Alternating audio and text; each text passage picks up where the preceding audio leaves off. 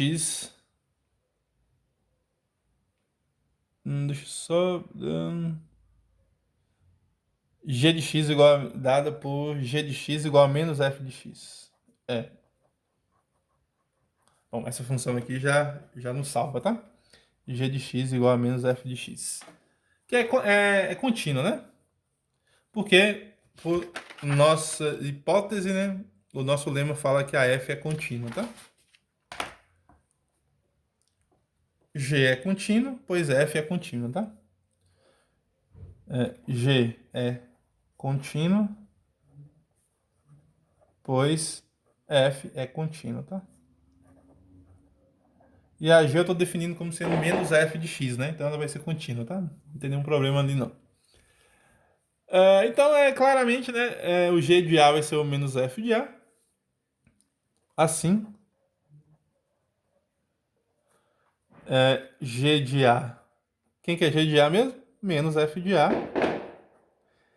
E como o f de a é positivo, né? Cadê o danadinho? Então o menos f de a vai ter que ser o quê? Negativo. Então aqui vai ficar zero. Certo? Menor do que zero. E quem que é o menos f de b? O menos f de b é o nosso g de b. Ok? Então olha aí, né, gente? Então, olha o que aconteceu, né? Nós chegamos naquela. Aí, se nós usarmos o lema 3, né? O lema 1, quer dizer. O lema 1 já não fala que se a função é contínua e f de a é menor do que zero, é menor do que f de b, então, o que teria que implicar, né? Teria que implicar que existiria, né? Logo, né? Pelo lema 1, existe um C pertencente ao intervalo aqui AB, tal que o G de C é igual a zero, ok? Só usar o teorema lá, né? Já que o G de A é menor do que zero, o G de B é menor do que zero, o teorema aqui esse teorema lema 1 aqui já garante, né? Isso aqui demonstraria o lema 2, beleza? Então é muito simples, né, gente? É muito fácil, é só usar o lema lá, né? Não precisaria ficar definindo conjuntos, não. Só definir essa função que ela é contínua, tá? E usar o lema lá, beleza? Bom, agora fizemos tudo isso para chegar no teorema do valor intermediário, tá? Vou demonstrar, vou colocar ele aqui e vou demonstrar, tá? Teorema do valor intermediário, que é o teorema 4, né? O teorema passado que eu demonstrei, o teorema 3, esse aqui eu vou chamar de teorema 4, que é o famoso teorema do valor intermediário. Tá? Teorema do valor intermediário. Eu vou enunciar o teorema aqui e vou fazer a representação gráfica dele aqui e depois vou demonstrar. Beleza? A demonstração é muito simples também, tá? É só usar os dois lemas, tá? O lema 1 e o lema 2. Batata, né? Vamos colocar no enunciado. Como é que seria o enunciado dele, né? Seja uma função f definida no intervalo fechado AB e contra domínio dos reais, né? Função real. Uma função contínua.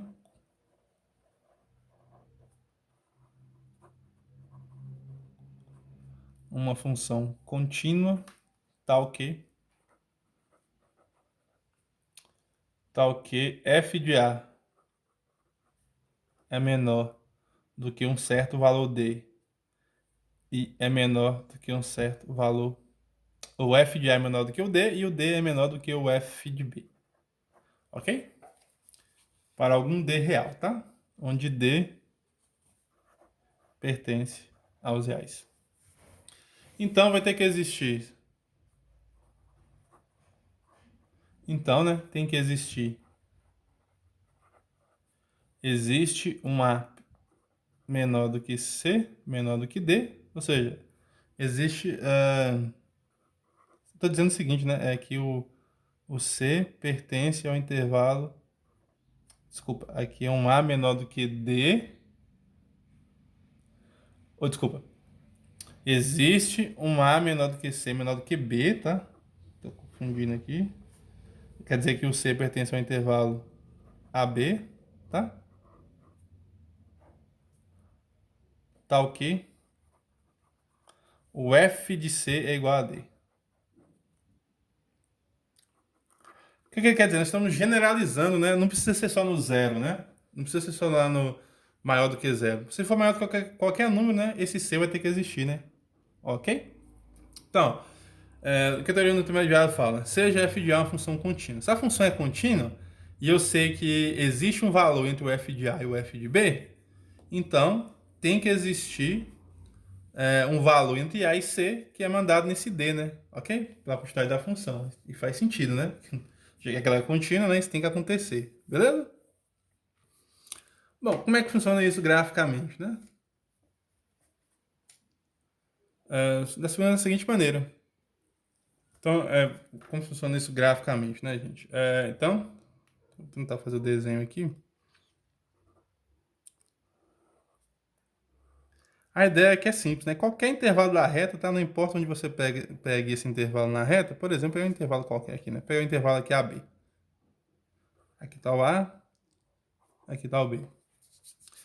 Eu sei que o f de A aqui tem um certo valor D aqui, né? Deixa eu pegar esse D aqui, por exemplo. E eu sei que tem um valor, o f de A é menor do que esse D. A função lá contínua. Então aqui nós temos aqui o nosso f de A. E aqui, por exemplo, e o D, eu sei que ele é menor do que o f de B. Então aqui está o f de B, por exemplo, né? E eu sei que a função é contínua, né? Então, deixa eu só ligar os pontos aqui, ó. Vamos ligar o ponto.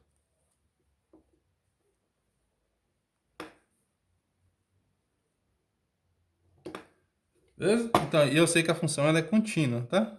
Aqui a função, ela... Sei lá, ela é contínua, né?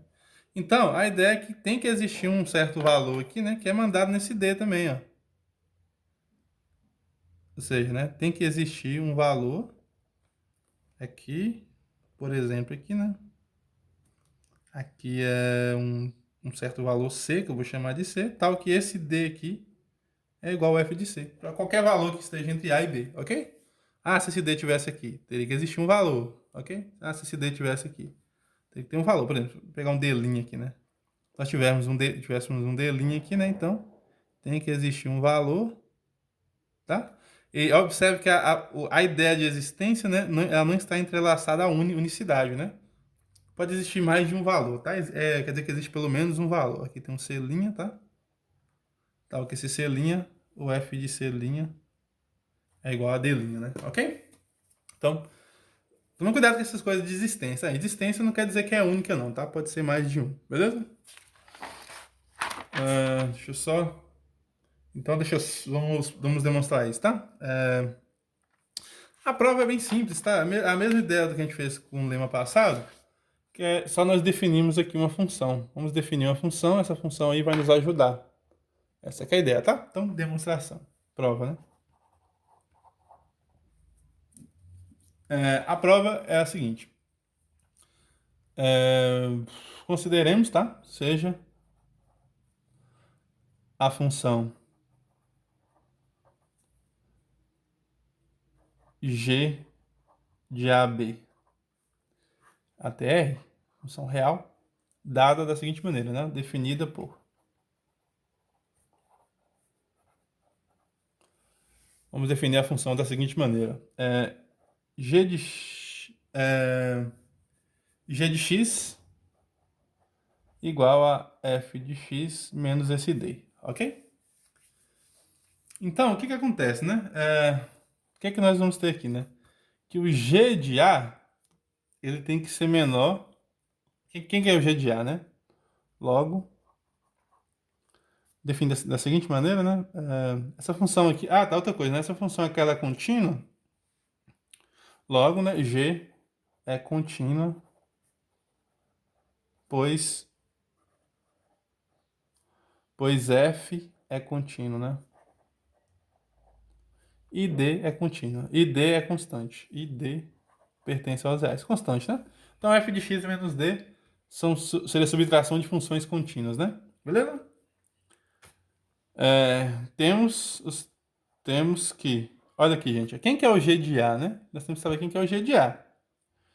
G de A seria quem? Seria f de A menos D. E claramente isso daqui é menor do que zero. Por quê, né? Por que isso é menor do que zero? Porque por nossa hipótese aqui, né?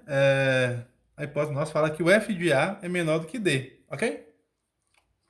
O f de A é menor do que D.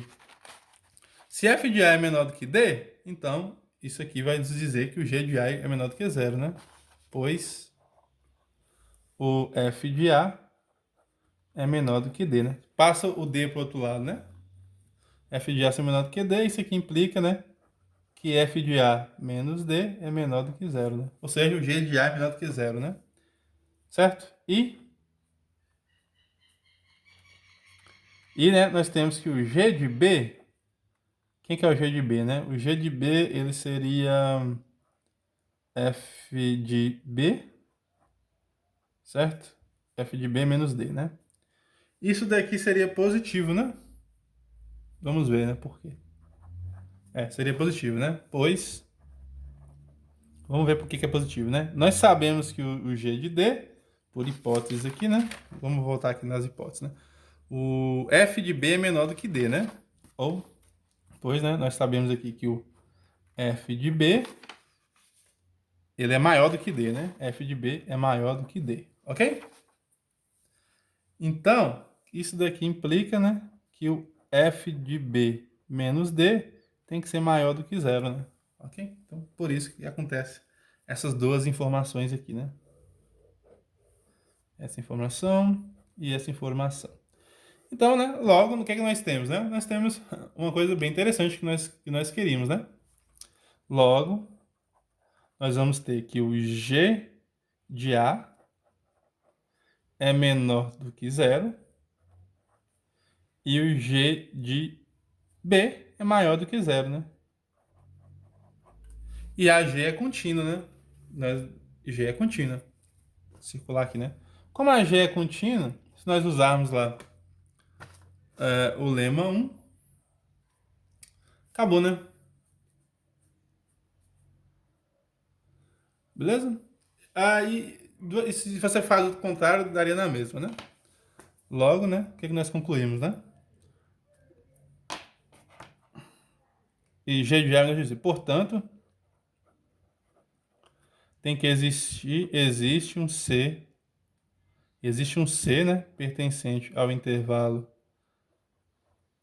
AB, tal que, existe um C pertencente ao intervalo AB, tal que F não, né? Tal que G de C é igual a zero, certo? Ou seja, o que nós temos aqui, né? Ou seja, né?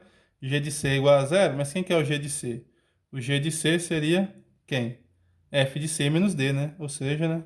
F de C menos D é igual a zero. Isso aqui implicaria o quê? Isso implica que F de C é igual a D.